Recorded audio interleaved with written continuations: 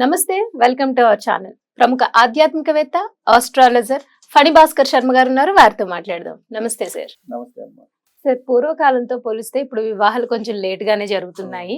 So అందులో ఇంకా ఏంటంటే కొంతమందికి అసలు ఎన్ని సంబంధాలు వచ్చినా కుదరవు, రకరకాల కారణాలు అవ్వచ్చు. ఇది అబ్బాయిలు ఫేస్ చేస్తున్నారు, అమ్మాయిలు ఫేస్ చేస్తున్నారు.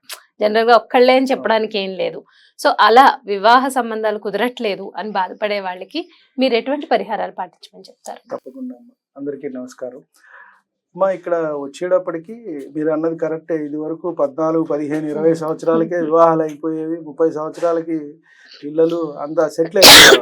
ఇవాళ సరే చదువుతో పాటు అన్ని వచ్చాయి, చదువుకుంటున్నారు అందరూ, ఎంత మంచి విషయం. వాళ్ళ కాళ్ళ మీద వాళ్ళు నిలబడాలి. అమ్మాయి అయినా అబ్బాయి అయినా రేపు ఎలా ఉంటుందో తెలియదు, అన్సర్టనిటీ. కాబట్టి వాళ్ళ కాళ్ళ మీద వాళ్ళు నిలబడితే రేపు అనేది ఇబ్బంది లేకుండా ఉంటుంది వారి జీవితంలో. కానీ ఏంటంటే ఇక్కడ ఆశాస్పదము ఒక వింత ఏమిటంటే అదే పెద్ద సమస్య. 35, 40 వచ్చేదాకా ఆడపిల్లలు చేసుకోవటం లేదు, మగపిల్లలు చేసుకోవటం లేదు. మేము ఇంకా ఇల్లు కొనాలి, కార్లు కొనాలి, జీవితంలో స్థిరపడాలి, సెటిల్ అయిన తర్వాత చేసుకుందాం, పోస్ట్పోన్మెంట్ చాలా ఎక్కువైపోతుంది. ఈ మాటకి నాకు అర్థం ఏంటో తెలియటం లేదు. ఒక ఇంత ఆశ్చర్యం, నవ్వు కూడా వస్తుందమ్మా. సెటిల్ అంటే ఎక్కడికి, అది ఒక లిమిట్ ఉంటుంది కదా. ఎవరికైనా ఎవరికి వాళ్ళు పెట్టుకోవాలి, తప్పు లేదు. ఇప్పుడు గత కాలంతో పోలిస్తే ఇప్పుడు ఖర్చులు అన్ని పెరిగాయి. ఒకళ్ళకి ఇద్దరు ఉద్యోగం చేస్తే మనం గడవని పరిస్థితి ఉంది. కాబట్టి కానీ సెటిల్ అవటం అనే ఆ సెటిల్ కి ఎక్కడ ఫుల్ స్టాప్, అది ఎక్కడ అంతం అనేది ఉండదు. అది అన్ని కామానే వస్తూ ఉంటుంది. ఇల్లు కొన్నాను, ఫ్లాట్ తీసుకుంటాను, కార్ తీసుకోవాలి, లేదా ఫారెన్ వెళ్ళి వస్తాను, లేదా అక్కడ వాళ్ళని చేసుకుందాం, తప్పు లేదు ఆలోచన. కానీ ఒక ఇంత దీనివల్ల మంచి వయసులో చేసుకోవాల్సింది, మంచి వయసులో మనం ఏదైతే అంటే ఇది తప్పు మాట అని కాదు, ఏదైతే మనం మంచి సమయానికి జరగాలో అవన్నీ జరగాలి. అంటే జీవితంలో అతి ముఖ్యం కదండి. దీన్ని పోస్ట్ పోన్ చేసేసుకున్న తర్వాత ఎప్పుడో అంటే అది కరెక్ట్ కాదు. 40 సంవత్సరాలు 50 సంవత్సరాలు వచ్చిన తర్వాత మనం ఏమి చూడలేము, ఏమి ఎంజాయ్ చేయలేము, ఎటైనా వెళ్ళలేము. ఇక దాని తర్వాత సంతాన సమస్యలు వస్తున్నాయి. సో ఇప్పుడు ఉన్న పెద్ద సమస్యలల్లా వివాహము, సంతానము, అయిన తర్వాత విడిపోవడం, కోర్టు సమస్యలు, ఇవే ప్రస్తుతం మన భారతదేశంలో చాలా ఎక్కువైపోయినాయి. ముందుగా మనం చూసుకుంటే అమ్మా కొన్ని దోషాలు ప్రతి జాతకంలోనూ ఉంటాయి. జాతకంలో దోషం లేకుండా ఎక్కడా ఉండదు. ఎందుకంటే ఉన్నవి 9 గ్రహాలు, అవే తిరుగుతూ ఉంటాయి. 12 లగ్నాలు, 12 రాసులు. కాబట్టి ఎక్కడ ఏది ఉంది ఏమిటి దానికి అనుగుణంగా మనం చూసుకున్నట్టయితే, ముఖ్యంగా మీరు అడిగింది వివాహం ఎందుకు లేట్ అవుతోంది అంటే, ఆడవారికైనా మగవారికైనా సప్తమాధిపతిని చూడాలి మనం. లగ్నం మనం అయితే సప్తమాధిపతి ఆపోజిట్ జెండర్. కాబట్టి ఆ అమ్మాయి అయితే అబ్బాయి, అబ్బాయి అయితే అమ్మాయి. కాబట్టి ఆ సప్తమాధిపతి ఎలా ఉన్నాడు, ముఖ్యంగా శుభగ్రహంగా ఉందా, పాపగ్రహంగా ఉందా, లేదా పాపకత్తిరిలో అంటే 2 పాపగ్రహాల మధ్యన, రవి రాహు 2 పాపగ్రహాలు అంటాం, వాటి కత్తిరిలో పడిందా, లేదు ఉచ్చస్థితిలో ఉందా, నీచలో పడ్డారా అంటే బలం కోల్పోవటం. దీనివల్ల ఏమవుతుందంటే డిలే అవుతూ ఉంటుంది. ఆ బలం ఉన్నప్పుడు మంచిగా తొందరగా జరిగిపోతుంది. కొంతమంది చూస్తే 20, 24, 16, 20కే అయిపోతూ ఉంటుంది. కొంతమంది 30 అయినా కాకపోతే. కాబట్టి ఇటువంటి సమస్యలతో చాలా ఇబ్బంది పడుతున్నారు. ఇప్పుడు వారి వ్యక్తిగతంగా జాతకం మనం పరిశీలించాలి. అలాగే గురువు దీనికి ముఖ్యమైన కారకుడమ్మ. మనం రాశి చక్రంలో చూసినప్పుడు గురుబలం ఎలా ఉంది, శుక్రబలం ఎలా ఉంది అని. అమ్మాయిలకైతే మనం గురువుని కూడా చూడాలి, అబ్బాయికి అయితే శుక్రుని కూడా చూడాలి. ఒక్కొక్కసారి సప్తమాధిపతి శుక్రుడు ఒకడే అవ్వచ్చు. ఇప్పుడు ఉదాహరణకి వృశ్చిక లగ్నం తీసుకున్నాం అనుకోండి, సప్తమాధిపతి శుక్రుడే అవుతాడు. కాబట్టి శుక్రుడిని పరిశీలించుకుంటే సరిపోదు. అదే అమ్మాయికి మిథున లగ్నమో లేదంటే కన్యా లగ్నమో అయిందనుకోండి, సప్తమాధిపతి గురువే అవుతాడు, గురువుని చూసుకుంటే సరిపోదు. వేరే లగ్నాలకు చూసినప్పుడు అమ్మాయిలకి మనం గురువుని కూడా చూడాలి, గురుబలం ఎలా ఉంది ఆ అమ్మాయి జాతకంలో అని. అలాగే అబ్బాయికి చూసినప్పుడు శుక్రుడు. ఈ 2 కూడా మనం పరిశీలించుకుంటూ సప్తమాధిపతి ఎలా ఉన్నారు, బలం ఎలా ఉంది అని చూసుకుంటూ మనం వెళ్తే గనక మంచిగా ఉంటుంది. ముఖ్యంగా రాహుకేతువులతో కలిసినప్పుడు ఇబ్బంది అవుతుంది, లేట్ అవుతుంది.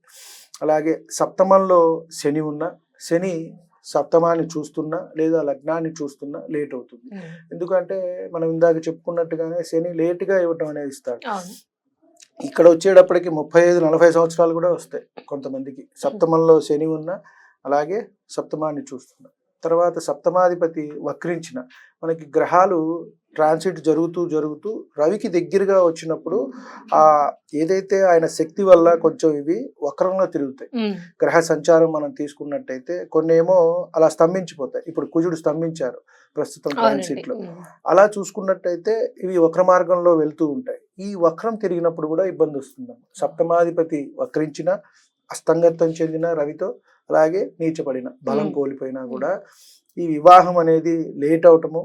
అలాగే వీటికి మళ్ళీ మనకి దిస్వభావ రాశులు అని మిథున, కన్య, ధనస్సు, మీనం, వీటి కనెక్షన్ వచ్చినట్టయితే వీరికి 2 లేక 3 వివాహాలు అయ్యే అవకాశం కూడా ఉంటుంది. కాబట్టి వీటి కనెక్షన్ అనేది కూడా మనం చూడాలి. ఏ ప్రాబ్లం వచ్చింది అనేది మనం చూసుకొని వాళ్ళకి పరిహారం చెప్పాలి. ముఖ్యంగా మనం చూసుకొని ఈ సప్తమాధిపతి ఓకే ఇలా ఉంది, పర్వాలేదు, దీనికి మనం ఏం చెప్పాలి అని అనుకుంటే కనుక వీళ్ళకి మనం ముఖ్యంగా అమ్మాయిలకి వచ్చేటట్టయితే కనుక వరపాశుపత హోమం అని చేసినట్టయితే మంచి జరుగుతుంది. వరపాశుపత హోమం ఇది చేసుకున్నట్టయితే వీరికి 6 నెలల నుంచి సంవత్సరం లోపు వివాహం అయిపోతుంది. చాలా మంచిది, మంచిగా రిజల్ట్స్ ఇస్తుంది. ఈ మధ్య కాలంలో సామూహికంగా కూడా చేస్తున్నారు. మనకి ఒక 6 నెలలు ఆ లోపే విజయవాడలో పెట్టారు కొంతమంది, ఒక ఆశ్రమంలో పెట్టి చేశారు. నాకు తెలిసిన వాళ్ళు ఒక క్లయింట్ కి చెప్పాను, వెళ్ళారు వాళ్ళు. ఈ జనవరి 29, 30 అబ్బాయి పెళ్లి కూడా కుదిరింది. సరే, వాళ్ళు వేరే ఏమన్నా చూపించుకుని ఉండొచ్చు, లేదా దాని వల్ల అవ్వచ్చు, ఏదైనా ఫలితం అయితే వస్తుంది.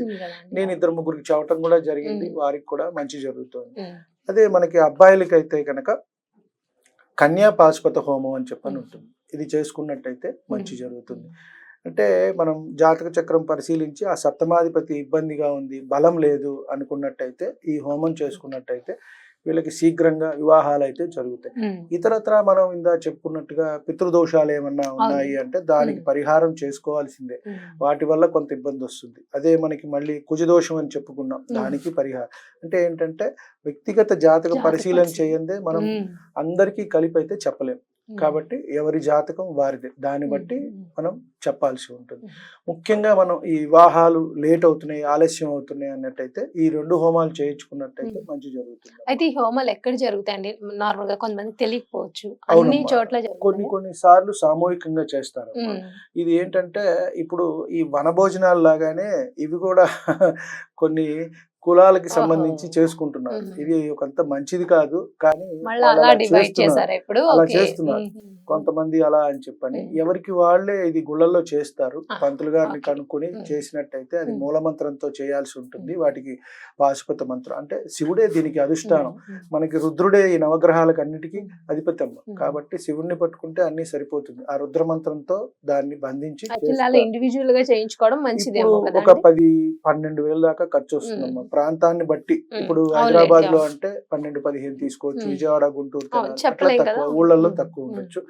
అది కాబట్టి కొంచెం దాని మీద అవగాహన ఉండి మంచిగా చేస్తారు మనకి తెలిసిన వాళ్ళు అనుకుంటే చేసుకుంటే మంచి ఫలితం అయితే వస్తుందమ్మా. 6 నెలల నుంచి సంవత్సరం లోపు అయిపోతుంది. 6 నెలల లోపు అయిన వాళ్ళు ఉన్నారు, సంవత్సరం లోపు అయిన వాళ్ళు కూడా ఉన్నారు. ఇది సామాన్యంగా మనం వివాహాలు లేట్ అయ్యే వాళ్ళకి చెప్పేది.